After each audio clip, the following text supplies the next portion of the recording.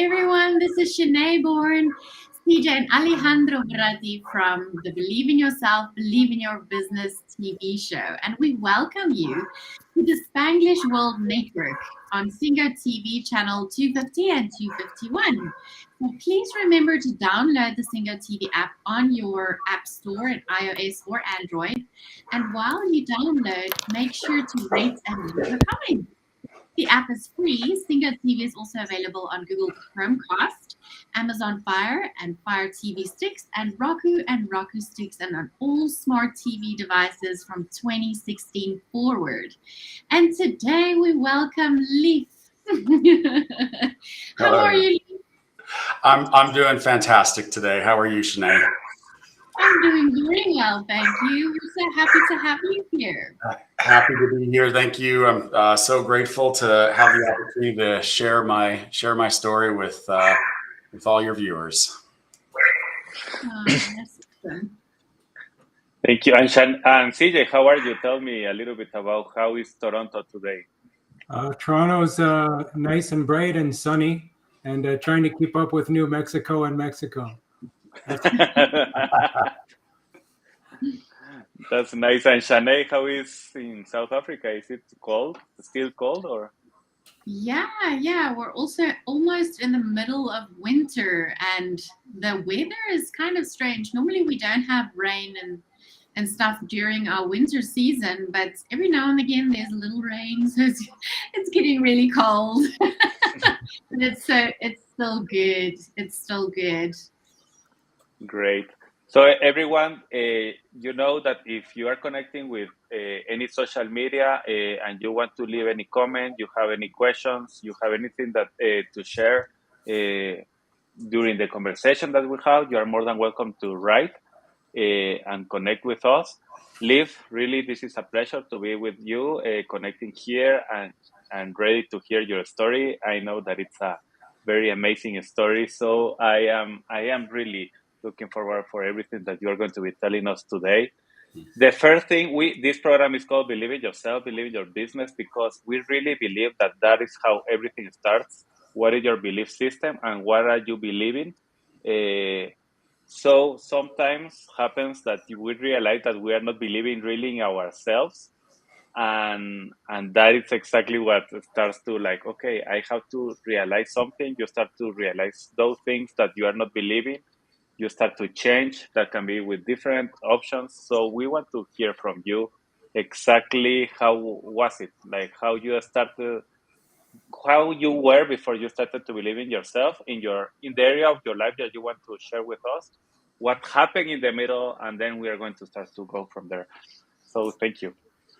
Sure. Thank you, Alejandro. And I feel like over the course of my life, there have been multiple opportunities to believe in myself and trust myself more deeply. And I've had, multiple of those turning points. But the big one that comes to mind more recently that I like to say is, I have a saying that I wasn't only burned out, I was catatonic. And there was a point in my life that I was diagnosed with medical catatonia, which is just being overwhelmed by the sheer number of medical problems that somebody has and not able to function. And I remember leaving my therapist's office. This was in New York, down in the village, and walking out of my therapist's office with this sheet of paper, 2 sheets of paper actually. One sheet had my medical and mental health diagnoses, and the other had a list of medications. And I don't know, I think there was around 15 or so medications that I was on at the time. And so I climbed into a cab and I got back to my apartment in Brooklyn. And I remember just staring at this sheet. And what was so remarkable about it is like, I didn't have any feeling about this. Like I couldn't identify a feeling in myself. I was so numbed out. And I also had a pretty severe addiction at the time. And so I was numb. And I remember sitting in my apartment. It was like the middle of the day on a work day, and not being able to connect into my feelings. I remember what was going through my head, though. It was this why me? Why does this always happen to me? Why am I the one that has the accidents and the illnesses, and why is my life not going the way that it is? And I remember feeling, although feeling is the wrong word, I remember just like having this self-pity, like oh, poor me. And things went from, bad to worse. I had been on a medication to cure one of the debilitating and life-threatening illnesses that I had at the time. And suddenly it was almost causing me to go blind. And I walked into my ophthalmologist office, and he says to me, you come off this, the blood vessels in the back of your eyes are bursting, so you need to come off this medication today. And it was my only hope for a cure at the time. And all I could stammer is like, but this is my only hope for a cure. And he said, it doesn't matter. You come off the medication today. That was so, I saw my regular doctor, and he, I remember him, just one of the best doctors in the country, really, really smart, intelligent guy who'd been with me the whole time, and, always very hopeful and very like optimistic. And he looked at me and he said, well, you're out of options. So I don't know what to tell you, go pray. And I remember thinking, like, go pray. Like, this is the advice that you're telling me. Now I understand prayer in a very different way. So I would receive that in a different way. But back then I thought, wow. And I had reached the limits of Western medicine at the time. And I went home. And again, that like, the head of like, why me? Why is this my life? This is not what I had imagined for myself. I went out and used. That was how I coped with things back then, was by using drugs and alcohol to further numb myself. And then when that stopped working, I just basically climbed into bed and pulled the covers up over my head. And I remember just being there in bed, like thinking like, God, this is, life is awful. Life is horrible. How could life do this to me? Being angry at everybody in my life. Friends were walking out. Family was calling. Like, my life got really, really, really small at this time. And I remember that night, and just so I'll pause there. But that was how I dealt with life. And actually, now I'll give you just a little bit of backstory. So, prior to this happening, I had been a vice president of talent and leadership for a global investment bank, and it was a career that I had wanted for myself for some time. Since I was a kid, I used to tell myself, I was born in California, in a small town in California called Carmel Valley, and which is country. And back when I was growing up, it was cattle ranchers and pot farmers. And we were on the pot farmer side, although my family farmed pot, but we were on the hippie side. So my parents were hippies. And I just remember, like, I always wanted to go to New York, and I always wanted to work in business, and I always wanted to work in those tall skyscrapers. So the fact that I got, and I grew up dirt poor. I tell people that I was literally raised in a barn. So, and that's the truth. I was born in a horse barn that my father had converted into living quarters. And life was pretty good actually those first several years of my childhood. Things got a little wacky a little bit later on, and especially into my adolescence. My father basically left. Both of my parents had their own issues around addiction and substances, and I was shuffled back and forth to different family members. So the fact that I had gotten to New York and got myself through graduate school and had landed a job, in a big company was like, it was both a source of pride and pain for me, right? Because it was like I'd be kind of walking down the hallways talking to these people, and I just felt like I never fit in. Right. I always had this perception that I was the only one who came from where I came from. I know that's not true, and I know that's so different. And you just never know, what people are going through in their lives, right? When you work with them or next to them. So that I had I don't know, succeeded is the wrong word, but that I had made it to New York, that I had a career in banking, in leadership development, that I was living in New York City, totally opposite to how I grew up, right? It was such a source of my identity then. And so to be sick and to be catatonic and to have these problems with addiction and to have this feeling of like worthlessness, right? Just this, it's like I had both that like feeling of like, wow, I don't fit in anywhere. Nobody understands, right? That feeling of being alone and that feeling of being worthless.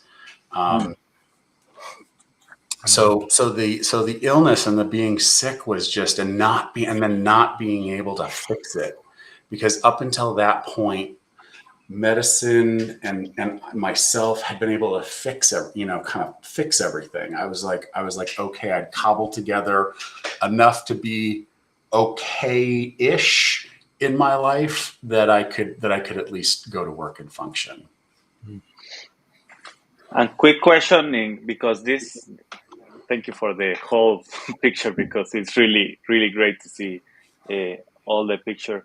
So let's start first. How was your movement from being in that barn to succeeding? And I know that you are saying succeed, but succeed, as everybody says, in New York. How was that process to believing in yourself to move to that place? I know that then you were going to start to understand what happened to get to the point where you were like with these 2 pages and with the doctor telling you, pray. That's the only solution. Thank you for that question, because it's other people. I had, I can't say that I had the most supportive family. They had their own stuff going on. My folks were really young when they had me, early 20s. They didn't know what they were doing. It was the 70s.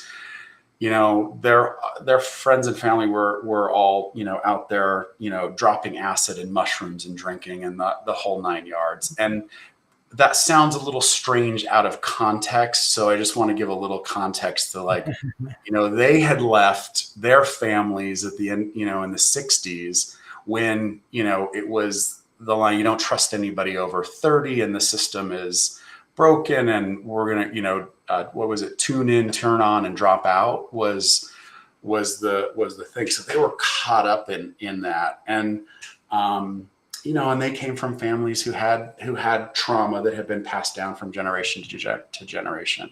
And I know all this now, but growing up, I didn't have that many folks, and it was just my mom and dad and me until my dad left, and then it was pretty much just me and my mom, because we weren't close with our families, and so there weren't that many folks who were like encouraging me, who were like, go to school and do the right thing, and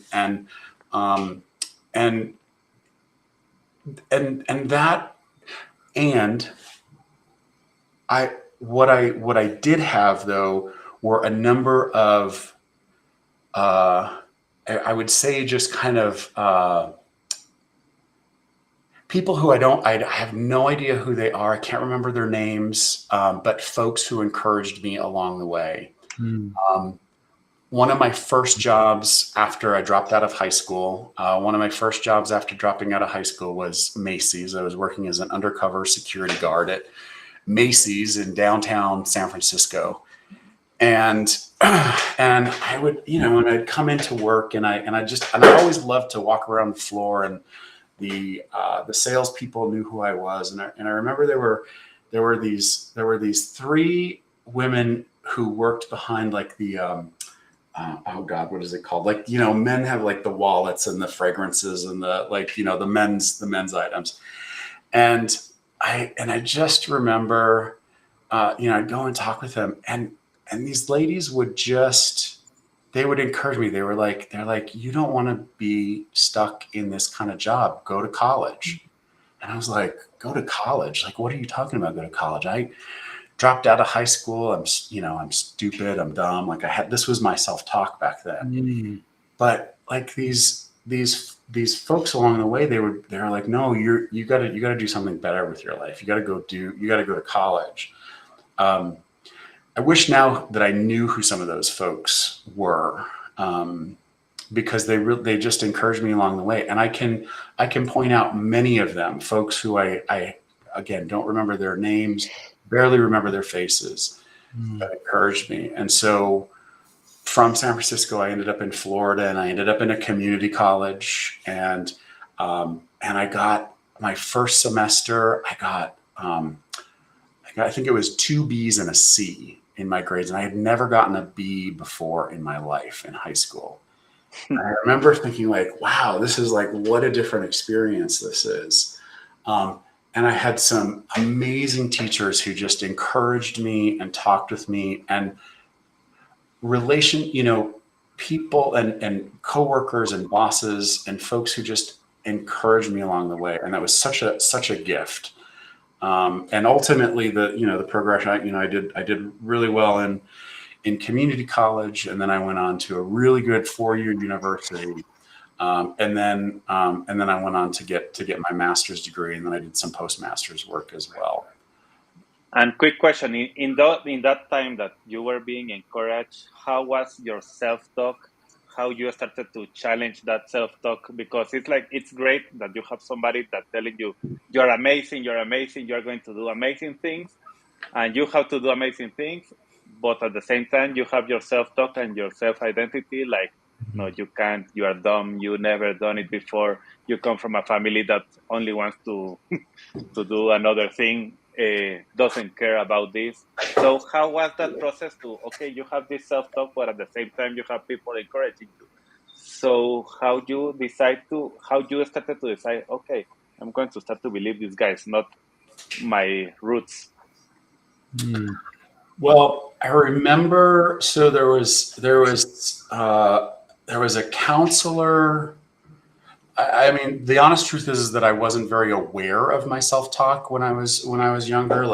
I wasn't very aware as a kid. Like I was kind of like, I don't know. I just like, I was a little clueless, into my teenage years.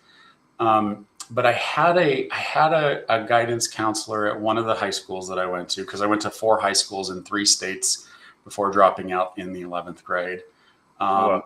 But there was a guidance counselor who I remember he said to me, he said, you always walk down the hall with a frown on your face and your arms crossed. And he's like, how do you think you're going to make any friends like that? Like, just like uncross your arms and just put a smile on your face. And so I did that. And I mean, it sounds like kind of a silly piece of advice today, but it helped. And so, I often went into situations, with a smile on my face, putting my best foot forward. coming back to the self-talk. So it was really, like, and it's funny how like that simple act of putting a smile on your face when you walk into a room, and it doesn't have to be a silly smile, right? We can put on just a nice, like a happy, positive way. It changes what goes on up here for us, right? It's like suddenly we just are interacting with the world in a different way, and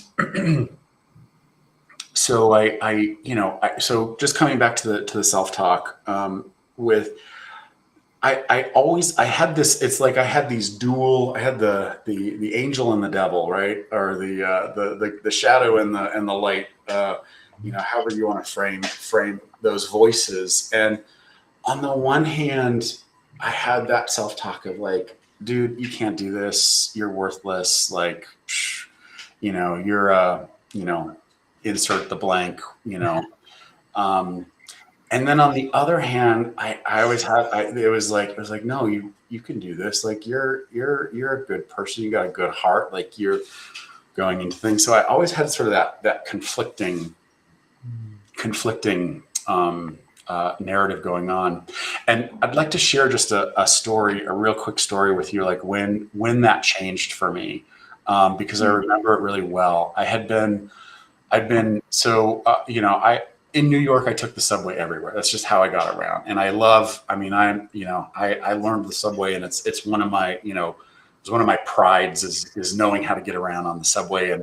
And in New York, like the subway car will open and there'll be like staircases up to the road. And so I could get on the subway and I'd stand by the door that was closest to the stairs that would lead me to where I wanted to go to the street to save time. So that was always like a really, and I loved that. And so here I was, I had just worked probably a 10-hour day at the bank. I'm in a suit. I'm exhausted. I was in a 12-step program at the time. And so I'd gone to a meeting after work and then out to dinner with the fellowship after that.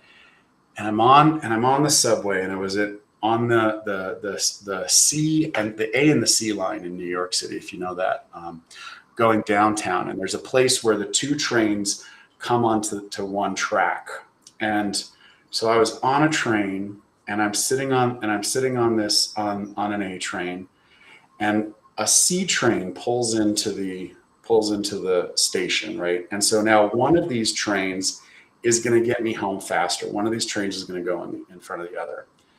And I hear my mind say like, oh, go get on that train. It's going to be the one that's going to leave the station first, right? And I had, again, prided myself on being able to predict the subway schedule. So pick up my stuff and I go across. And as soon as I do, the doors close on this train and that train pulls ahead. And man, my self-talk, and I'm so grateful for this because I was finally aware of it. I was like, you so-and-so, how could you be so da, da, da, just that like anger and just like this vehemence. And I'm sitting there and I'm listening to myself really swear and curse myself out. And I sit there and I'm like, whoa, dude, like, wait a minute. Like, I wouldn't allow somebody else to talk to me like that. Right? And I would never talk to somebody like that. I wouldn't just never have talked to somebody like that. And I remember sitting there and I was like, that's not cool. That is not cool. You are not allowed to talk to yourself like this any longer. And I don't know what it was, but something stuck. And anytime I heard myself getting curt or short or, put myself down, I just stopped it. And it was almost like, it was in some ways, it was like being another person, right, in the room, and just being like, dude, that's not cool to talk to yourself like that. Yeah. And stopping it. Wow. So when the doctor told you to go home and pray, what happened after that? Well, I went home and pulled the covers up over my head. and sat there for a bit, and again screaming, why me, why me? What is, why is this me? And I can still remember this very vividly, and because I've had these types of dreams repeatedly over the course of my life. I went to bed one night and I had a dream, and I had a dream that I was moving into 2 apartments at the same time. And one of them was like super nice and modern, and it had a garden, which in New York City to have like an outdoor space is like a real gem, right? And then I was moving into another apartment at the same time, and it was all dilapidated and run down, and like the ceiling was falling in and stuff. And I remember, and I'm unpacking, and I decided to stay in the dilapidated building. And somebody in my dream was helping me unpack and was like, why are you choosing to stay in this apartment and not the other one? Mm-hmm. I woke up and remembering like, oh, wow, everything is a choice. And it was like, and I call these moments of clarity.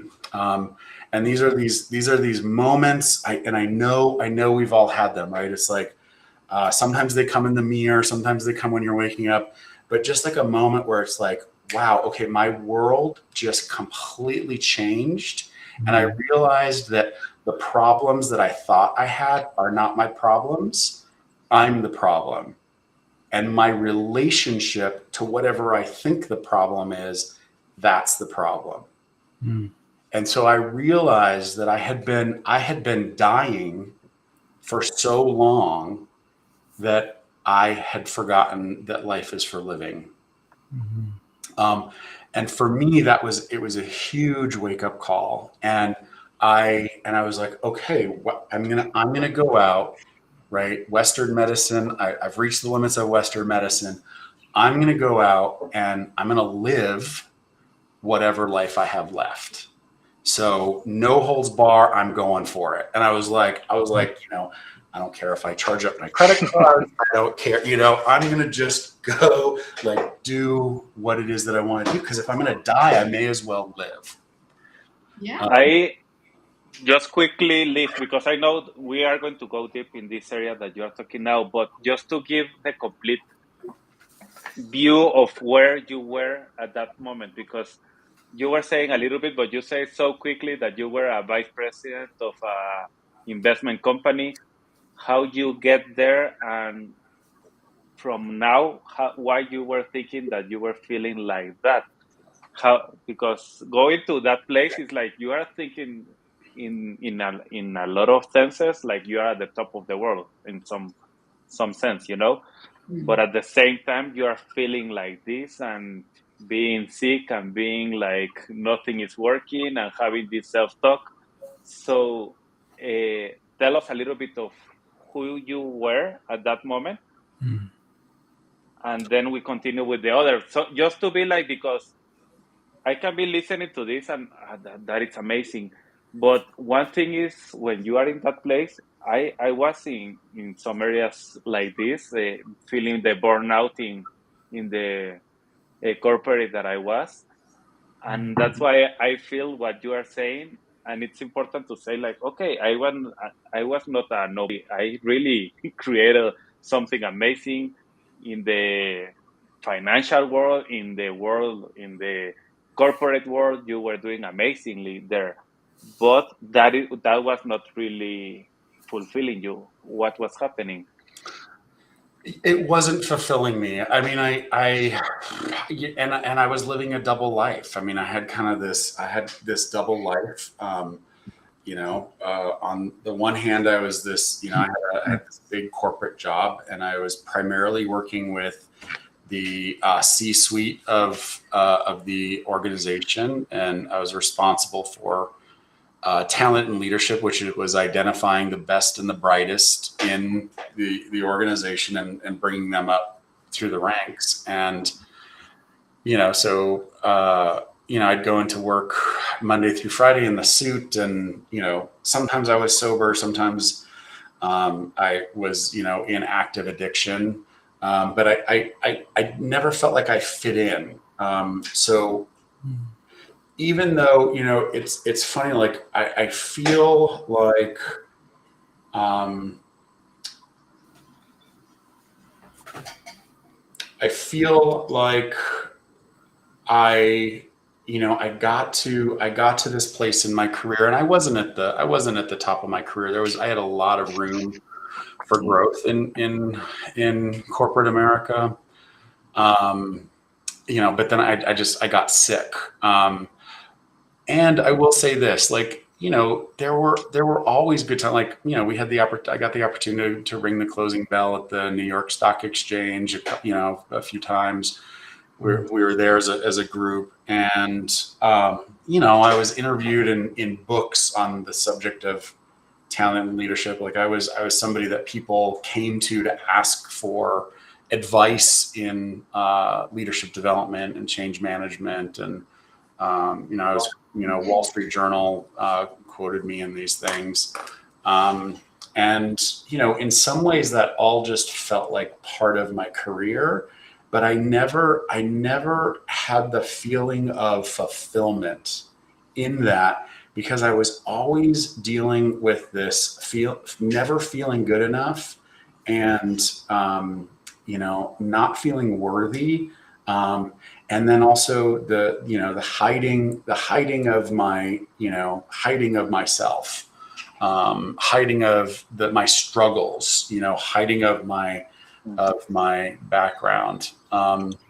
So I never really felt fulfilled in corporate America.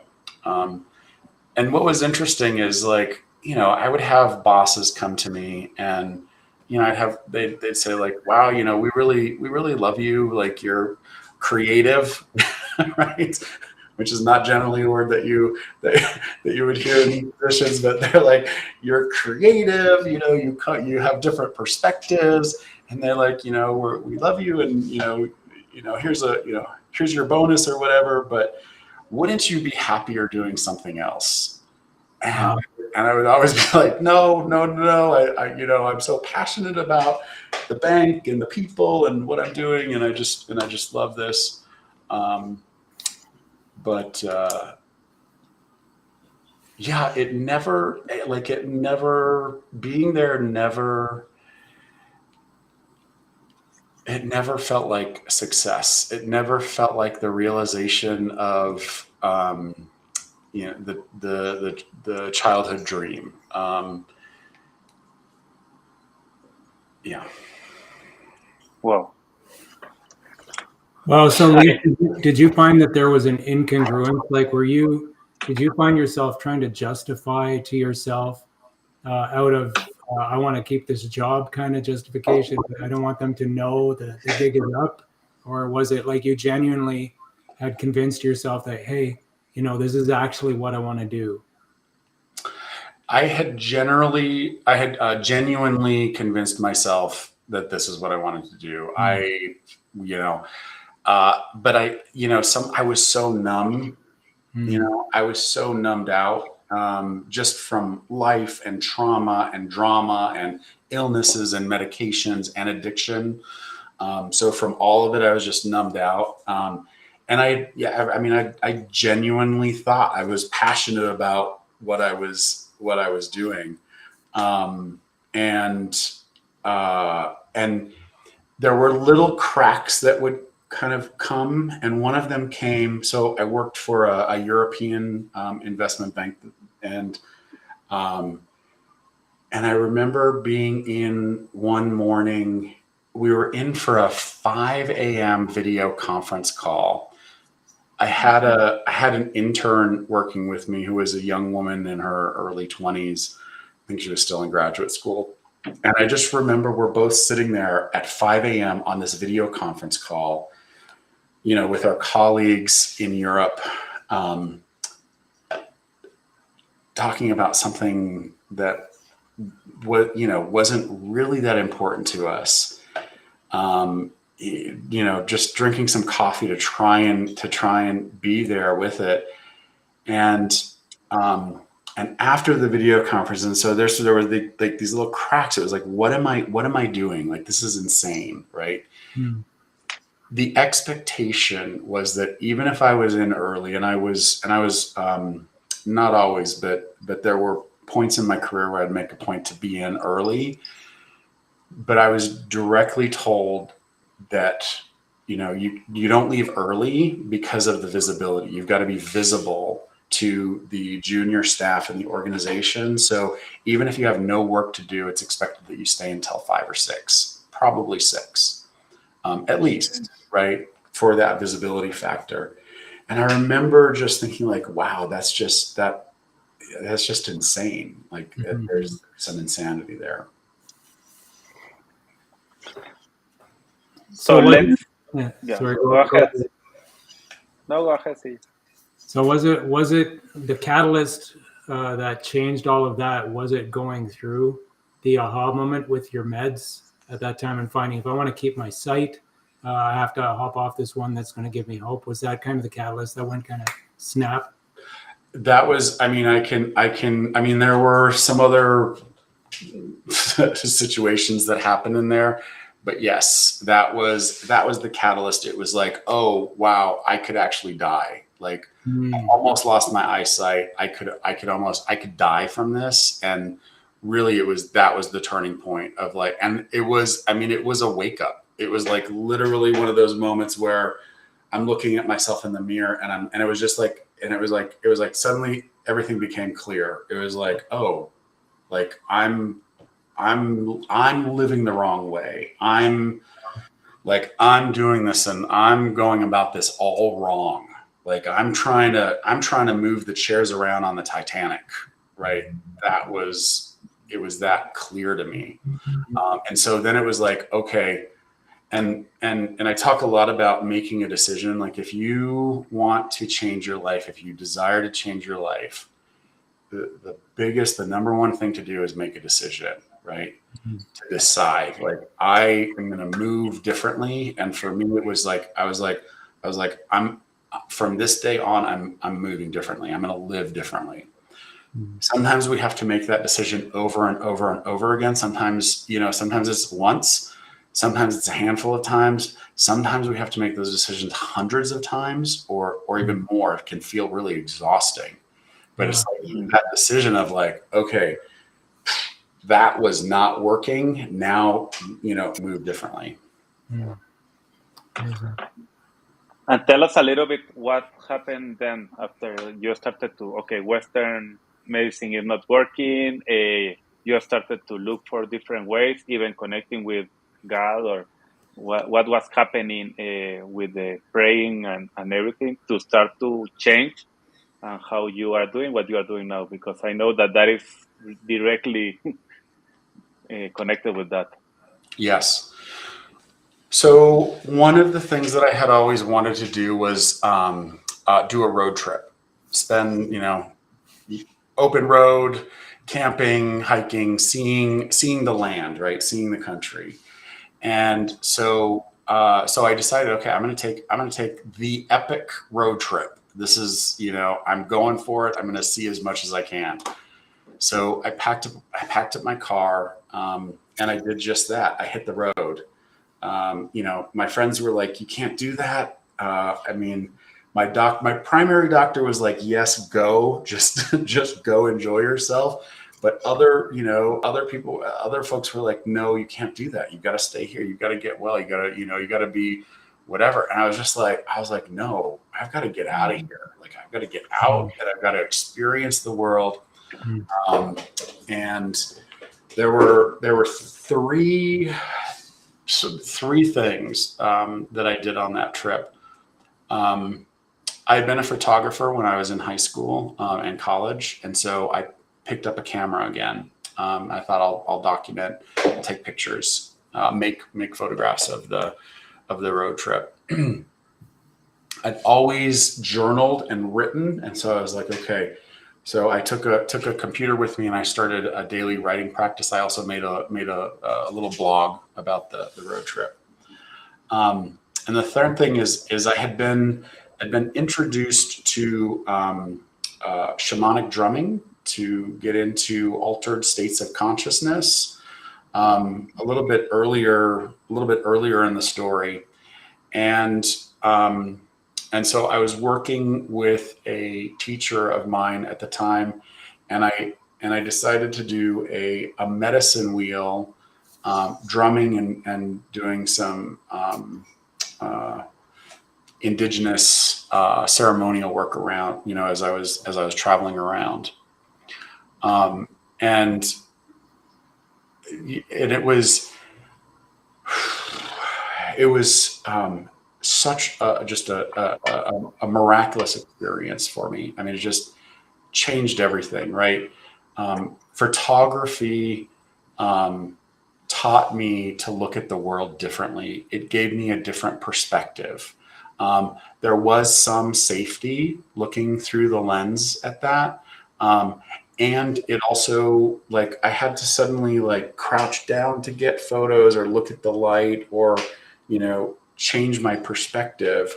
And so suddenly I was looking at things differently. I was writing. So suddenly, I was writing about my experience, my feelings, what was coming up for me, my fears, my angers, my frustration. And writing taught me what's interesting is, writing taught me, it gave me the, I like to think about writing in the way of like, this is like a controlled experience, right? But writing can introduce you into the chaos. And my life had always felt like it was chaotic. And so suddenly I could use this like controlled input to explore the chaos in a safe way. I don't know if any of that's making sense, but suddenly I had a new tool that I could explore my experience with. And harmonic drumming, I'll tell you that so the title of this is Nature is the Greatest Healer, greatest of all teachers and healers. And that has absolutely been true in my life. Going out into the wilderness and drumming and asking for guidance and praying and screaming and releasing and just, letting it all out, like really, truly, truly transformed my life. And there was a point I remember, and I think it was coming through someplace in Utah, and we live, this is beautiful land. I mean, right, this is what a beautiful, beautiful earth that we live on, and so diverse. And so, I mean, there's just so much out there to experience. And I remember I'm driving through someplace in Utah, and I'm coming through this canyon, and there's like the trees and the sun is setting, and it's like we're going into this canyon. You can see all the stratification in the earth and the different colors of red and yellow and orange and white and brown and just like all of that, and looking down, and there's like a river down below, and I start weeping. Just uncontrolled weeping. And I had to pull my car over, and I'm just out and I'm looking around, and I just, weeping at the beauty of nature.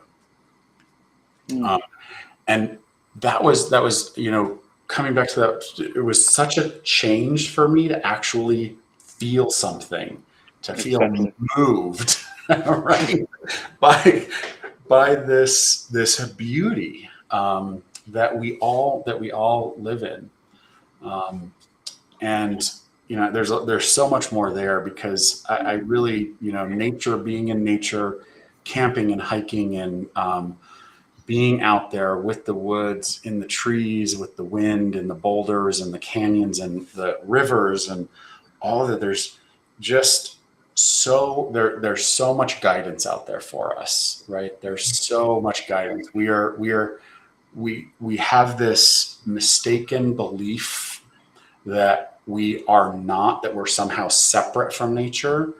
In fact, we believe that we are at war with nature. We've actually created this language of being at war, like our bodies are at war. If you listen to some of the language that we use in describing our immune systems, we are at war with nature. And this is just, it's not true. It's a lie that is keeping us separate from all that wisdom, that tremendous wealth of wisdom and guidance and relief out there. And we are almost at the end of the show, but I want to ask you something. When you were in New York doing like your vice president and doing all the things that you were doing, did you take some time to be in nature at that moment or not? I did. Yeah. I was, I come from a very natural place that was very much part of nature. I got into camping really young. And really, one of the ways that I don't want to say survived, but one of the ways that I made New York work for me was to be in nature, constantly. So I would, and the whole East Coast, that whole, Eastern seaboard is beautiful. Canada, Nova Scotia up there, and what is it? The islands that go out there, Prince Edward Island, and those on. I mean, just breathtaking, really, really breathtaking. So I spent a lot of time. I am asking you because you were saying when you were there, suddenly you realized that you couldn't even like feel anything. And now you are telling me you are in the middle of Utah in these canyons and you start to feel and you start to be weeping out of just the feeling. So how that changed from even when you were outside in nature in New York to start to have this new awareness, to be ready to start to feel and start to connect with nature, and start to feel like, okay, this is another person. You are talking a two different persons here. Yes. It was the relationship. It has to do with the relationship that I developed with nature. And very clearly, like I had, I'd always gone to nature as kind of a relief. But it wasn't until I went into nature with some intention of creating relationship with, and I'll tell you that, I mean, that relation, it starts here. It's the relationship with self, right? And when we come into better alignment with self, that allows us to come into greater alignment with nature. But what shifted for me was that relationship. It's alive. I mean, we live on a living planet, right? Nature is alive. And so being out there and having that direct relationship with nature is what changed for me. Nice. And just to finish, what are you doing now? How are you helping people now, and how they can connect with you if they want to? Sure. So I was able to, long story short, with lots of fits and starts and lots of side trails there, but I've been able to reclaim my health, and my focus now is on optimizing health and mindset. And so I work with conscious and evolving leaders to optimize their health as a tool, as a performance tool, so that they then have greater impact. We've got to change the world. There's so much that, there's so many people that need help. The planet itself needs help. Like we've got to change the world. And if I can, look, if I can do it, anybody can do it. Cause I'm hard-headed. Out there. And it took me a long time, but really, if I can do it, if I can find freedom and health and vitality and joy and happiness and like be in touch with my feelings, so can you. And so I have a coaching practice now, and I work only with conscious and evolving leaders executives, folks who are looking to optimize their whole human experience. And I work a lot with nature. I help people connect into nature, and I have various coaching programs. I have a company called Gray Fox Consulting. That's Grey, Fox Consulting, and you can find me online through that website is the best way. You can also find me on LinkedIn as well. But and I'm always up for a conversation and helping people live healthier, more vital lives. Nice. So I love your story. Thank you for being so open and telling us all the details, because it was really, I was even feeling like I was going in that road, and that was great. Even all the experience of talking about that, and really the heart behind this program is to start to open the eyes of the people. It's like if you are suffering, if you are not feeling that you are living your purpose, you are just, and you can be like Leif in a vice president in a big company, big corporation, and feeling miserable. And that's exactly what you need to start to wake up. Okay, there is a better life than that. And I am not saying that being a vice president there is going to be bad, or doing another thing is bad, but depends on you. It depends on who are you, and who are you becoming in that process. So that's something that for us it's really important. So I like what you were saying. You were hiding from your struggles and hiding from everything, and starting from yourself. So thank you for being so open and honest with this. uh, and everybody, that if you are looking for some help on these areas, for sure we are more than welcome and happy to do it. Shanae or CJ, do you have any final comments from this amazing story from Leif? I like to focus personally that, people often talk about in business, it's all about the profit, profit, profit. That's the bottom line. Leif, you really brought to the surface that there's a triple bottom line: people, profit, planet, and, connecting, the other two. And I think that segues into making profit more possible. But yeah, I really enjoyed your sharing today. And I think I'd like to tagline to belief in yourself and belief in your business.